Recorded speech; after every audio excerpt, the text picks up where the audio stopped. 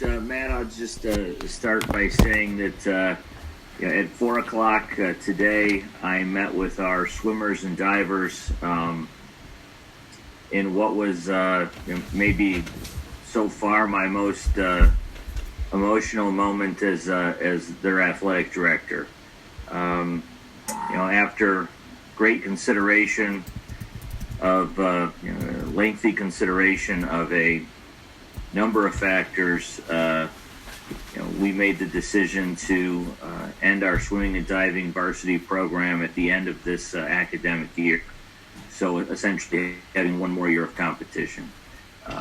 And many tears were shed, very, very challenging, difficult conversation to have with the young men and women who dedicated, frankly, the majority of their lives to their sport.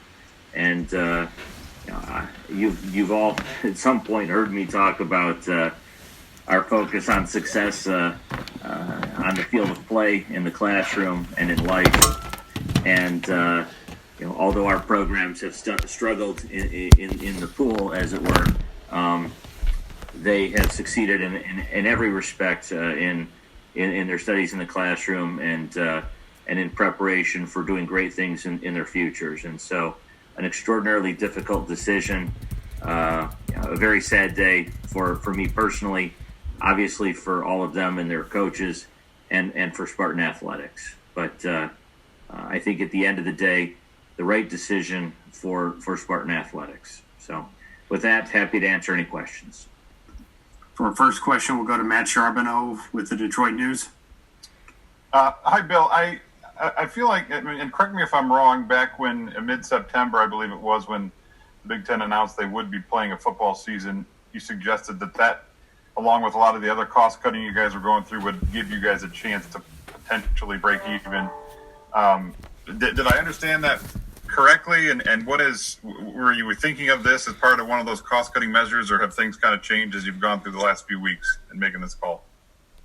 Well, let me, Matt, you're absolutely correct in your recollection. I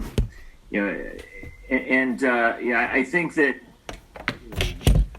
when we think about our budget this year, with assuming that we play all 9 games, and assuming that every other Big Ten team plays all 9 games, because the TV revenue is an all-in proposition, we get 1/14 of the pool.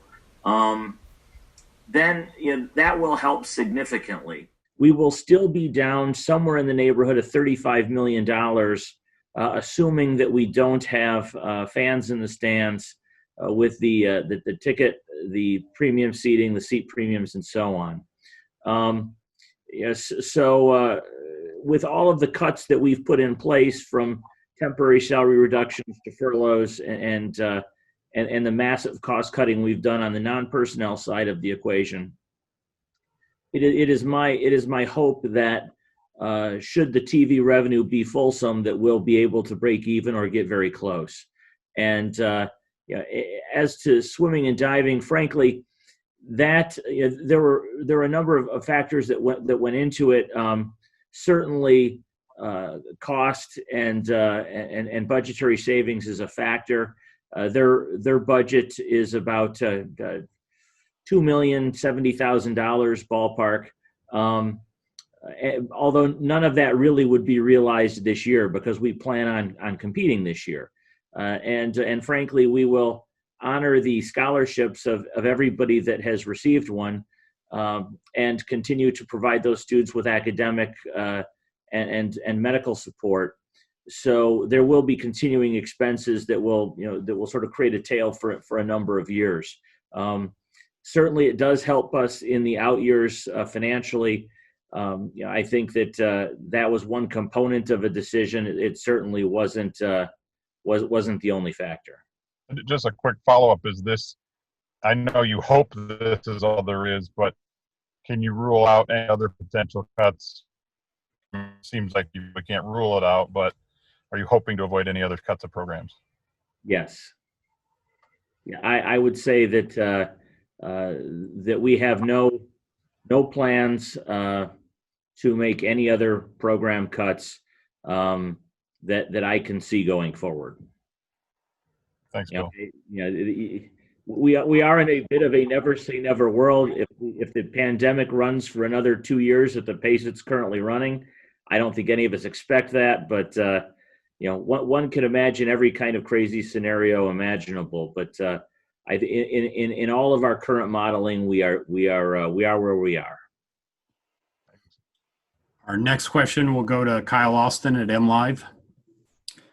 Hi, Bill. Wondering if you could kind of explain the facility situation that played into here with swimming and diving. It sounds like the indoor pool didn't have the size that you needed, and it said that at least the outdoor pool was no longer available. Can you just say how that kind of played into it and what you were looking at as far as if you needed to? I know you had talked at one point about trying to get new facilities for them. I mean, how much is that going to be, and how did this kind of play in? Right, and certainly that was a significant factor in our decision-making process. When you look across the Big Ten at swimming facilities, virtually every place the swimming pool that is used by the varsity swim program is a function of the university's intramural and student recreation services programs. And that's the case here at Michigan State as well, where the athletic department is responsible for buildings like Munn Arena and Spartan Stadium. We aren't responsible for the intramural facilities that runs through other units on campus, and so we have not historically had day-to-day responsibility for the indoor and outdoor pools at IM West. When the outdoor pool fell into disrepair, really, let me take a step back. To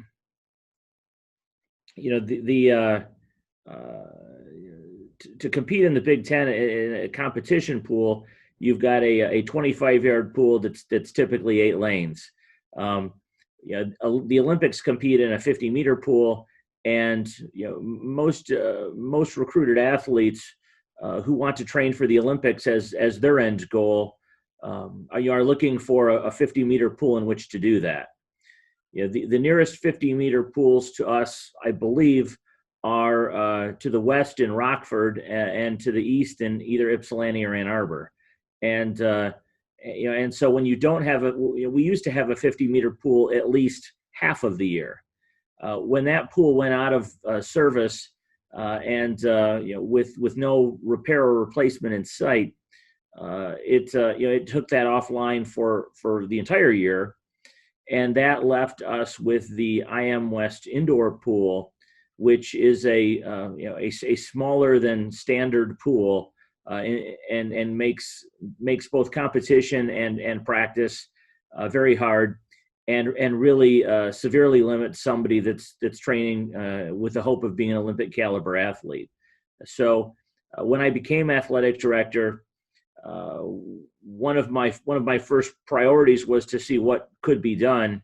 We had for a time worked on a plan, but with the pandemic, my best estimation is that any progress on the outdoor pool is some number of years off, and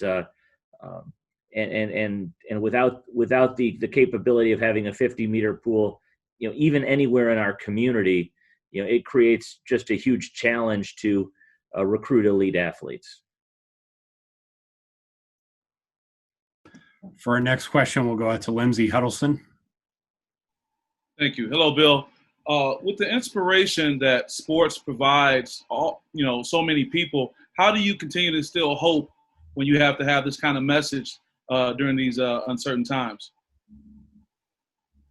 Well, we've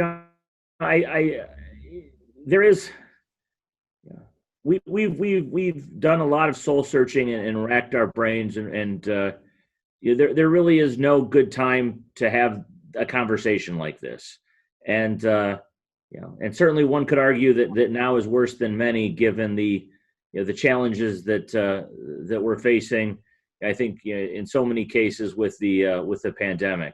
But my my timing was based on once we had a firm decision and we decided that there really weren't other options, letting the student athletes know as quickly as possible so that they could make the best decisions about their futures, armed with information, as quickly as we could. I do think that that sport, and particularly college sport, is incredibly reaffirming for a community and brings great joy to so many people. And I think the ability to not have spectators in our football stadium, irregardless. I think that beginning Big Ten play this weekend in football will be part of that. And certainly our other sports add to that as well, both for the participants, their families, the university community, and our larger community. So I do think we provide many opportunities for that, and it does sadden me that swimming and diving won't be one of those going forward. Okay, thank you. Next, we'll go to Chris Laurie with the Detroit Free Press. Hey, Bill. Just so I have my numbers and timeline right, about $4 million in upgrades in 2017 to the pool, and then about $2 million back in 2007. Does that sound right? For the indoor pool, I believe. The indoor pool, yes.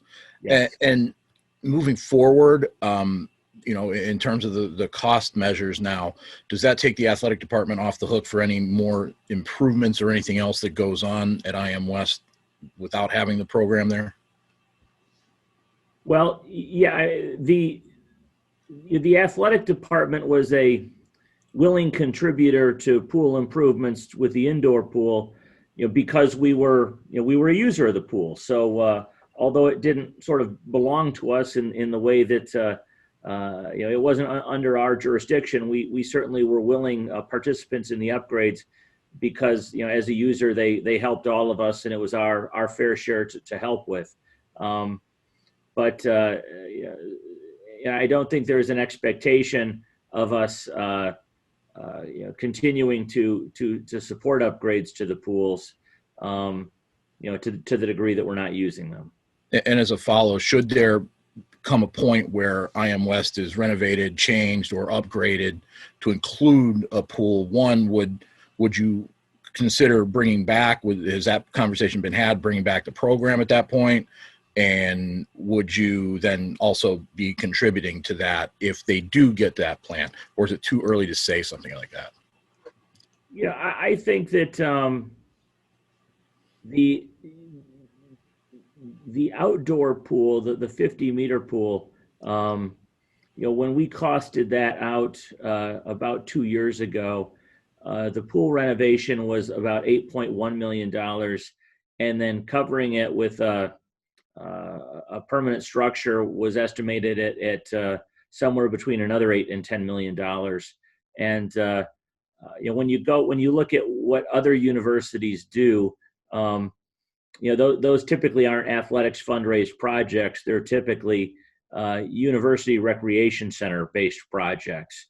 And so I think it would be challenging for us to fundraise and support a capital project like that.